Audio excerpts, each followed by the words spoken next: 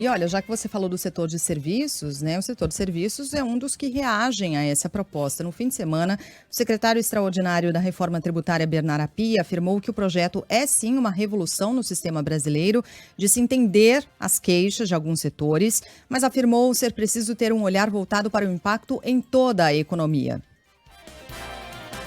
Nós temos que lembrar que dentro do desenho da reforma tributária, a alíquota básica do imposto vai ser calibrada de forma a manter a carga tributária que existe hoje. Significa que a arrecadação dos tributos que estão sendo criados vai ter que arrecadar com proporção do PIB o mesmo que arrecadam hoje PIS, COFINS, IPI, ICMS e ISS. Portanto, toda vez que você reduz para algum setor, você tem que elevar para o resto da economia a alíquota para poder manter essa arrecadação. Obviamente, essa calibragem é uma decisão política, não é uma decisão estritamente técnica, mas ela tem que ser considerada na discussão dos efeitos da reforma tributária. Bernard Api e o ministro da Fazenda, Fernando Haddad, estiveram no sábado em São Paulo e se reuniram com o presidente da Associação Brasileira de Supermercados, João Galassi. Na ocasião, o executivo da Abras apresentou um estudo que mostra que a reforma tributária pode onerar a cesta básica em 60%. Tem estados que serão onerados com mais, tem estados que serão onerados com menos, dependendo qual a tributação atual. Se criando uma cesta básica nacional, que é a proposta do Aguinaldo Ribeiro, do relator, possamos aí estender uma regra tributária que possa, de fato, garantir o abastecimento para a população brasileira sem nenhum aumento tributário. Tanto o ministro Fernando Haddad, como o secretário Bernard Api, quanto o relator e o coordenador da reforma estão sensíveis ao problema e provavelmente eles trarão uma solução para essa situação.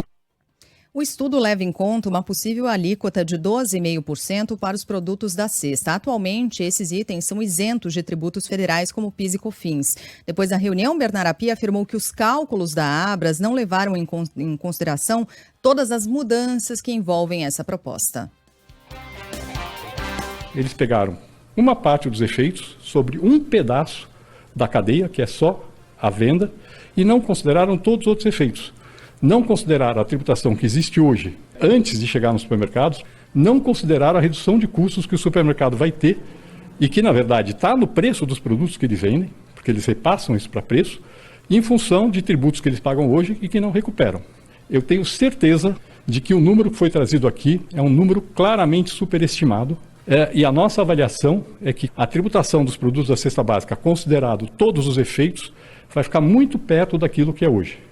Vamos considerar o seguinte, o setor supermercadista é responsável por 7% do PIB brasileiro. Não é um número a ser ignorado, pelo contrário, é um número bem importante da nossa economia. É um gerador de quase 3,5 milhões de empregos no Brasil. Então imagine quantas famílias são afetadas e dependem do setor supermercadista para sobreviver, quando um dos seus familiares trabalha nessa área. Eu estou falando de empregos diretos e indiretos, tá? 3 milhões de emprego, 3,5 milhões aproximadamente. Então, quando Bernard Api diz que é preciso levar em consideração toda a economia, ou seja, como a reforma impacta toda a economia, faz muito sentido, evidentemente, porque quando você mexe no todo, é possível que você melhore as condições no todo da população brasileira e, portanto, eventualmente, uma melhora na renda, aí a pessoa pode consumir mais e aí impacta lá na ponta o setor supermercadista.